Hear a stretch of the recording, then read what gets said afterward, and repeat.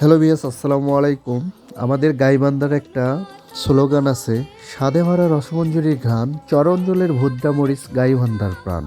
মূলত আমরা চরে বসবাস না করলেও আমরা বিরে বসবাস করি। এখানে অনেক প্রজাতির আমাদের শস্য চাষ হয়, তার পাশাপাশি হচ্ছে ভুট্টা চাষও করা হয়। এখানে আমাদের চাচা ভুট্টার আপনার বীজতলা তৈরি করার পরে ভুট্টা এখানে রোপণ করা হয়েছে।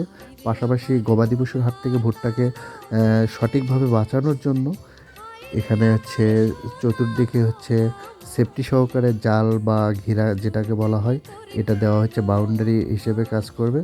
আমাদের চাচা মূলত হচ্ছে ভেজিটেবল অন্যান্য মূলত কৃষি খাতের সাথে সংযুক্ত আছেন। ইনি সব ধরনের চাষাবাদের সাথে মূলত সঠিকভাবে উনি পরিচর্যার মাধ্যমে সঠিক ফলন ফলে থাকেন। ভুট্টার ইতিহাস শুরু হয় মেসো আমেরিকার প্রায় 900 বছর আগে।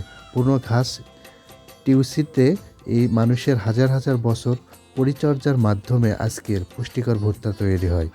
ইউরোপ আমেরিকার আবিষ্কারের পর এটি সারা বিশ্বে ছড়িয়ে পড়ে। মানুষ গবাদি পশুর বিশেষ একটি গুরুত্বপূর্ণ খাদ্য কাঁচামাল হিসেবে উঠে আসে। এই ভুট্টা মূলত একটা দীর্ঘমেয়াদী প্রজেক্ট।